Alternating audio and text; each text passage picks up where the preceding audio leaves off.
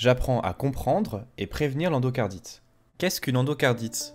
L'endocardite est un mot bizarre pour parler d'une infection à bactéries qui touche le cœur. C'est comme si la bactérie faisait un petit nid dans un endroit précis du cœur. En se multipliant, elle peut abîmer l'intérieur du cœur que l'on appelle l'endocarde. Comment s'installe une endocardite? Une bactérie qui a trouvé un passage pour rentrer dans le corps circule dans le sang. Elle peut se nicher dans le cœur.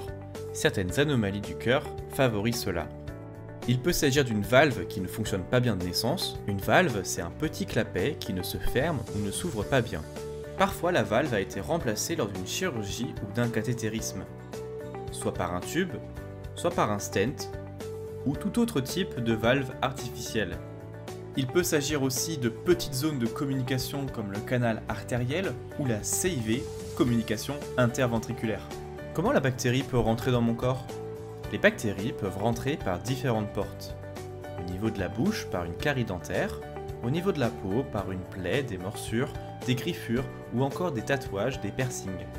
Au niveau des poumons ou de la vessie ou d'un autre organe, si on ne traite pas bien une infection qui touche d'abord un de ces organes. Quand on a une valve artificielle, il est très important de bien prendre son traitement, notamment un traitement par AVK ou par aspirine. Cela permet d'empêcher aussi la bactérie de se fixer sur la valve. Comment savoir si j'ai une endocardite?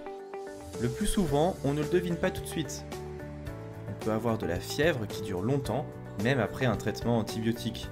Il peut arriver d'avoir des frissons. En général, on est très fatigué et on perd du poids. Parfois, on peut avoir des douleurs dans les articulations. On peut se mettre à transpirer beaucoup la nuit. Tous ces signes peuvent arriver un peu en même temps ou bien dans le désordre, et surtout de manière plus ou moins importante. Dans ces cas-là, les médecins peuvent demander de faire une prise de sang pour rechercher des signes de l'infection dans le corps. Si le doute se confirme, il faut faire des analyses plus poussées à l'hôpital. Comment soigne-t-on une endocardite? L'endocardite est une infection très dangereuse et son traitement est très long. Parfois, il est nécessaire d'opérer pour essayer de réparer les dégâts faits par la bactérie. Dans tous les cas, il faut un traitement par antibiotique en intraveineux pendant de longs mois.